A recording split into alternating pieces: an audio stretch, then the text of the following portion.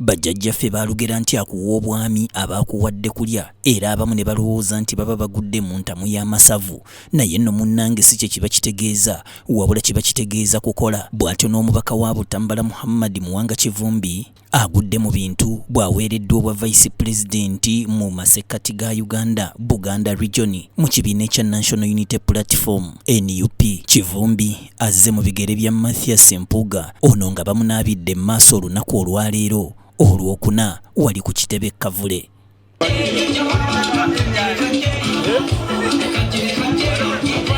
Kivumbi ye ssentebe wa Kabondo ka Buganda mu Paalamenti ya Uganda era ng'alondeddwa pulezidenti w'ekibiina kino era ng'okulondebwa kwe kuba Vice President kukakasiddwa akakiiko ak'okuntikka akakulembera ekibiina kya National Unity Platform akamanyiddwa nga National Executive Committee NEC. Ekifo kino tagenda kukibeeramu nga Vice President omujjuvu wabula agenda kubeeramu nga Vice President ow'ekiseera okutuusa mu mwezi ogwa Juni tabamiruka w'ekibiina kino muyite Delegates Conference lw'anaatuula okusalawo eggoye. Oluvannyuma lw'okulondebwa kwa Muwanga Kivumbi waliwo n'abakungu abalala mu kibiina kino abalondeddwa mu bifo ebibadde ebikalu okuli Jacqueline Kamushaba ono ng'alondeddwa nga Vice President mu bugwanjuba bw'eggwanga Uganda Western Region. Bw'atyo n'addira omugenzi Jole Mugisha mu bigere kubaddeko Harriet Ageno ono ng'alondeddwa nga Secretary for Policy ng'addidde omugenzi Toreti Akecha mu bigere. Ate Benjamin Katana n'alondebwa ng'omukiise ku National Consultative Forum. Kale nga bano bonna abalondeddwa si bankalakkalira wabula ba kiseera buseera okutuusa ng'okulonda okw'omuggundo okukoleddwa mu mwezi ogwa Juni. Kinajjukirwa nti ettabi Mathias Mpuuga kwe yali atudde lyatandika okutemebwa omwaka oguwedde oluvannyuma lw'embulubujje ezatandika okuyitingana nti yassizza Kimunga Nkuyege ne bakkaminsona banne ne beegabanya obukadde obwali buweera ddala 5. Kale okuva olwo nti abadde aludde ng'abojjebwa ku luwonzi, Mpuuga yatandikawo ekisinde giyite Pressure Group emanyiddwa nga Democratic Alliance. Kinajjukirwa nti ng'ennaku z'omwezi 13 omwezi ogwa Agusto omwaka 2020 ekibinja ky'abammemba okuva mu kibiina ekya DP omwali n'ababaka ba Paalamenti beeyiwa ku kitebe ky'ekisinde kya People Power e Kamwokya wakati mu kweteekerateekera akalulu akaali kabindabinda aka 2021. Bano baayanirizibwa bulungi nnyo mu mizira omwali n'okkuba enduulu ezitagoba mubbi wabula ez'essanyu wabula olw'okubanga emigugu gyabwe gyonna baali tebagimazeeyo mu kibiina kino ekya DP era nga balaga nti ekigere ekimu kikyaliyo mu DP ekimu kizze mu NUP tebeetuuma ba NUP bwe batyo baasalawo okugunjaawo erinnya lye baatuuma DP Buloko. Ku bano kwaliko Mathias Mpuuga Nsamba omubaka wa Nnyendo Mukungwe, Muwanga Kivumbi amudidde mu bigere ono nga mubaka wa Butambala, Medadi Lubega Ssegono wa Busiro, Betty Namboze Bakireke ow'Emukono, Mike Mabike, Alani Sewanyana, Moses Kasibante, Kenneth Paul Kakande, Kigozi Sajja Lyabeene, Matiya Lwanga Bwanika ne Samuel Wota Lubega Mukaaku era wammaggwe kaali kaseera kansacha.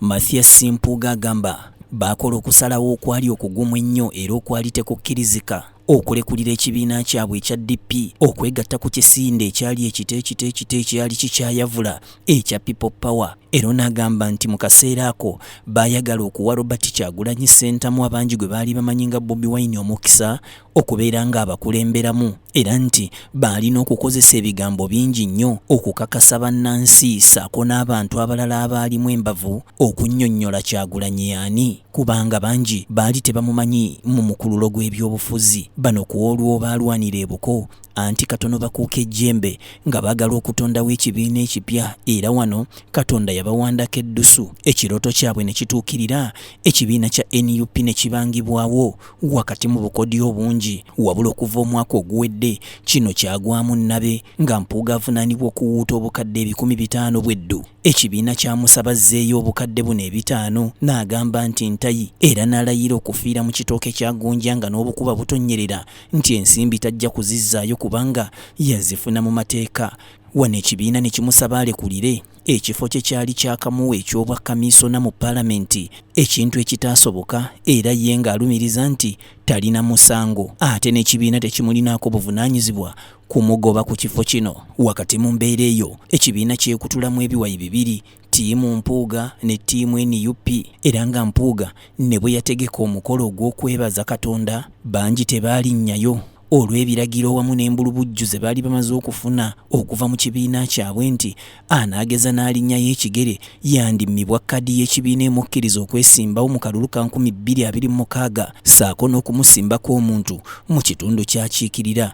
Naye nga bwe kiri nti ekkumi terikyawa omu, abamu ku banywanyi be omwali Sseggona Kali Amaggwa baagenda ne bamubugiriza. Munnange obukyayi bweyongedde okwolesebwa eri Mpuuga oluvannyuma lw'okumuziririra ekifo kye yabadde ategese okukungubagiramu munywanyi we Sseggirinya Muhammad ne batalinnyayo ssaako okumwogerera amafuukuule. Era ekimaze eggobe mu kibya olwaleero kwe kumukunkumula omukono mu kibya ky'abadde akozaamu eky'obwa vice president obw'ekibiina mu masekkati ga Uganda giyite Buganda Region. Era ogufo guno gukwasiddwa munywanyi we Nfanfe bwe basiba engugu okuva mu bufumbo bwa DP ne balinnya eryato lye limu ne libagolomola paka mu NUP.